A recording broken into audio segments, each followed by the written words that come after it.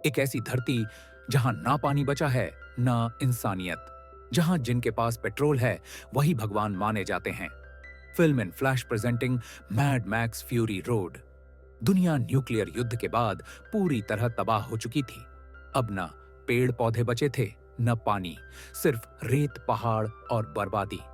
इस वीरान दुनिया में हमें मिलता है मैक्स, जो पहले एक पुलिस वाला था, लेकिन अब बस जिंदा रहने के लिए संघर्ष कर रहा है। एक दिन कुछ आदमखोरों का गिरोह उसके पीछे पड़ जाता है और जबरदस्त चेज सीन के बाद उसकी गाड़ी को उड़ा देते हैं। वो लोग मैक्स को पकड़ लेते हैं और अपने ठिकाने पर ले जाते हैं। वहां उसकी पीठ पर टैटू बना दिया जाता है, यूनिवर्सल डोनर ओ पॉजिटिव, यानी उसका खून किसी को भी चढ़ाया जा सकता है। असल में वहां के लोग एक अजीब बीमारी से पीड़ित हैं।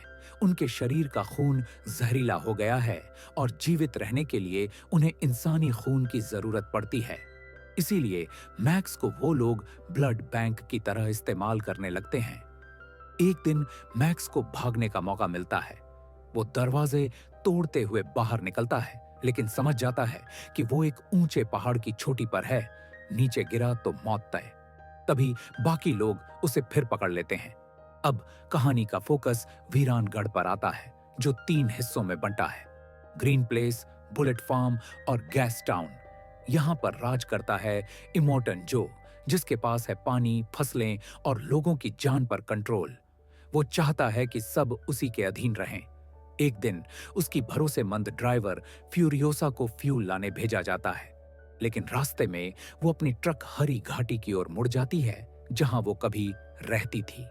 ये देखकर इमोटन जो गुस्से में अपने वॉर बॉयज भेज देता है ताकि उसे पकड़ लाया जाए।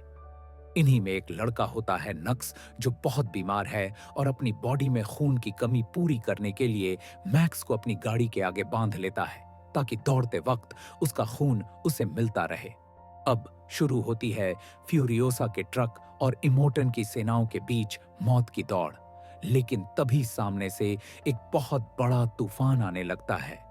फ्यूरियोसा अपने ट्रक को रोके बिना पूरी रफ्तार से उसी तूफान में घुसा देती है। नक्स समझता है कि अगर मौका हाथ से निकल गया तो उसे इमोटन जो के सामने कुछ साबित करने का मौका नहीं मिलेगा। इसीलिए वह भी बिना कुछ सोचे समझे सीधे बवंडर में अपनी गाड़ी घुसा देता है। उसने अपनी गाड़ी के सारे फ्यूल टैंक खोल दिए ताकि गाड़ी पूरी तरह तेल में डूबे और वह खुद ब्लास्ट करके फ्यूरियोसा का ट्रक रोक दे सके। एक सुसाइड अटैक। मैक्स जब यह देखता है कि नक्स खुद को और सबको मारने वाला है, तो उसे रोकने की कोशिश करता है। दोनों के बीच संघर्ष होता है। उसी लड़ाई में उनकी गाड़ी सामने की रेत में दबकर फंस जाती है। शाम होते होते तूफान शांत हो जाता है। जब मैक्स होश में आता है तो पाता है कि नक्स बहुत बुरी हालत में है और उसकी नली हथकड़ी से जुड़ी हुई है। मैक्स अपनी ताकत से नक्स को उठाता है और रास्ते पर आगे बढ़ता है।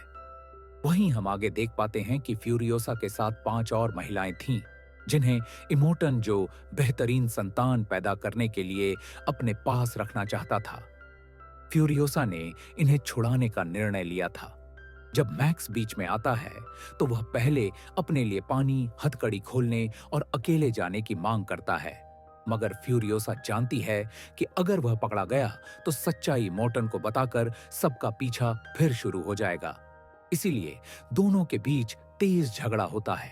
अंततः मैक्स ज्यादा ताकतवर निकलता है, ट्रक उठाकर भागने लग जाता है, पर थोड़ी दूर पर ट्रक रुक जाता है।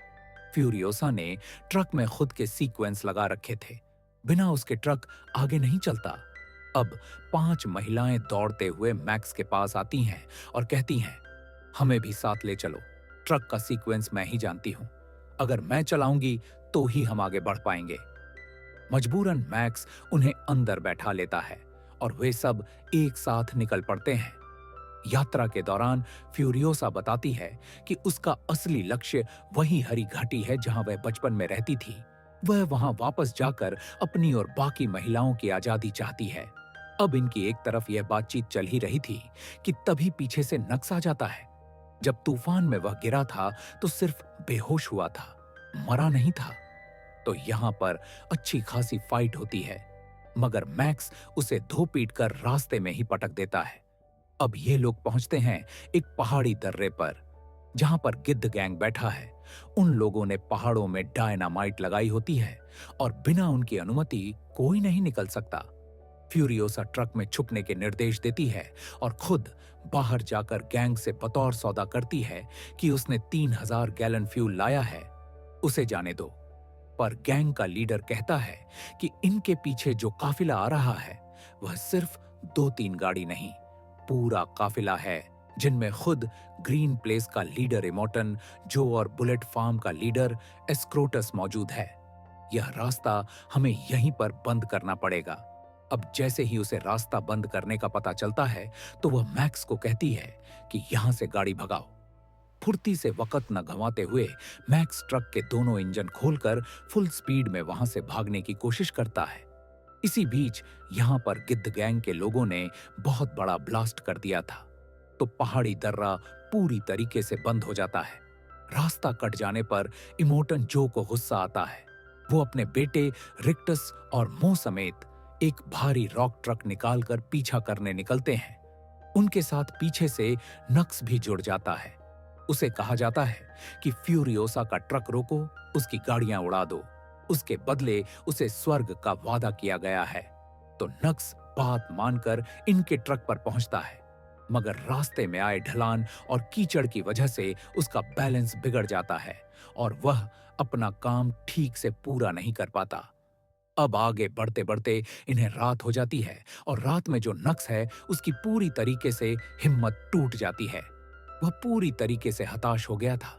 जहां पर एक लड़की मतलब इमोटन, जो कि वाइफ, पीछे आकर उसे थोड़ा दिलासा देती है कि कोई बात नहीं, तुम अपना काम पूरा नहीं कर पाए तो तुम हमारा साथ जरूर दे सकते हो, जिसके बाद अब वो इनकी टीम में मिल जाता है। आगे का सबसे बड़ा खतरा है दलदलीय कीचड़ वाला इलाका। इनका ट्रक भारी होता है तो टायर्स कीचड़ में फंस जाते हैं, तो यह सारे के सारे उतरकर कभी किसी गाड़ी का दरवाजा टायरों के बीच में फंसाते हैं, कभी किसी पेड़ के साथ चैन बांधकर ट्रक को आगे लेकर जाते हैं। इसी बीच बुलेट फार्म का नेता एस्क्रोटस भी पीछे से आ पहुंचता है और गोलियों की बौछार करता है। मैक्स इन सभी से कहता है कि तुम इस ट्रक को कैसे भी करके थोड़ा आगे लेकर जाओ, उसे मैं देखता हूं। और फिर वह एक तेल का पीपा लेकर उल्टी दिशा में चला जाता है। थोड़ी देर बाद में वहां एक धमाके की आवाज आती है।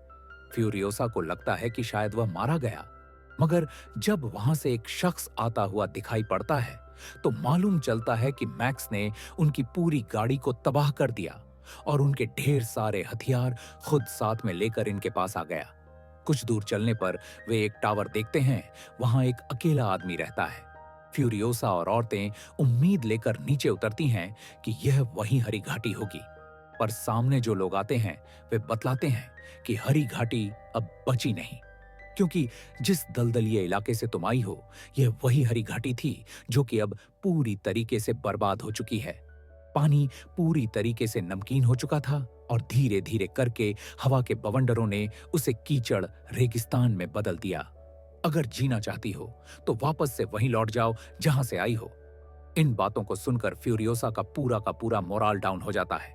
मैक्स उसे हौसला देता है और कहता है कि अगर जीने की चाह रखनी है तो या तो सीधे जाओ, 160 दिनों का सफर करो और फिर आगे पानी या खेत वगैरह मिले ना मिले इसकी कोई गारंटी नहीं, और या फिर वापस से ग्रीन पैलेस के लिए जाते हैं क्योंकि इस वक्त वहां पर कोई पहरेदार नहीं होगा।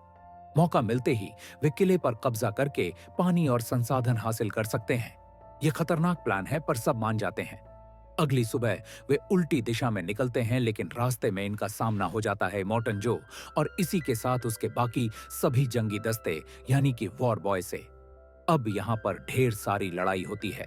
ढेर सारी गाड़ियां जो कि वॉर टैंक के सामने टिक नहीं पाती हैं, वो ब्लास्ट होती जाती है। इमोटन जो कि गाड़ी इनके बहुत ही ज्यादा करीब होती है और वह शूट करके इनकी गाड़ी को रोकने वाला होता है कि तभी उनकी गाड़ी में से इमोटन की एक वाइफ बाहर आ जाती है और कहती है कि अगर इसे कुछ हुआ तो मैं भी मारी जाऊंगी। मेरे पेट में तुम्हारा बच्चा है, अब कहीं बच्चा मारा ना जाए इसी चक्कर में वह शूट नहीं करता।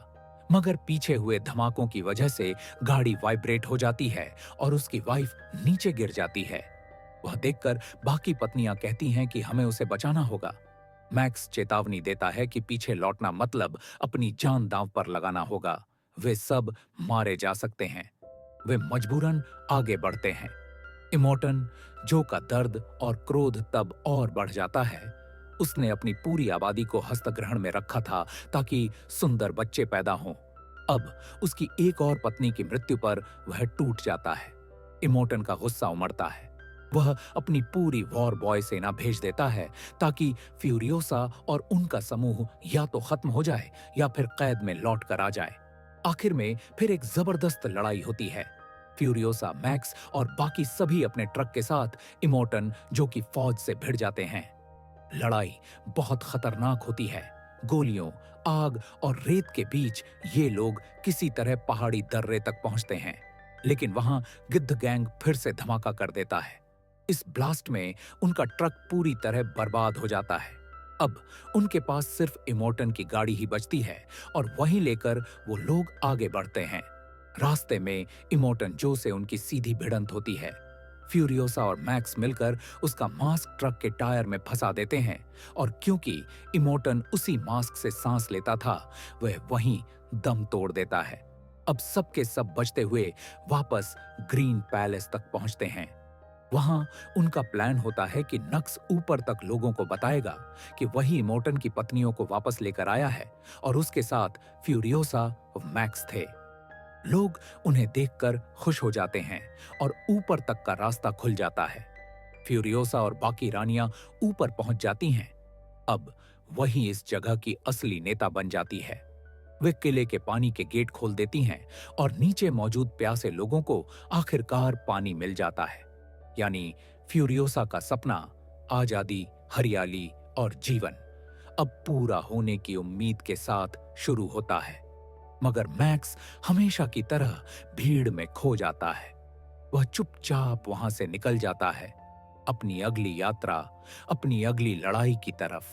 अगर वीडियो पसंद आया हो तो लाइक और शेयर जरूर करें। ऐसी ही शानदार मूवी एक्सप्लेनेशन के लिए सब्सक्राइब करें। अगली कौन सी मूवी एक्सप्लेन करूं? कमेंट में बताइए। मिलते हैं अगले वीडियो में। नमस्कार।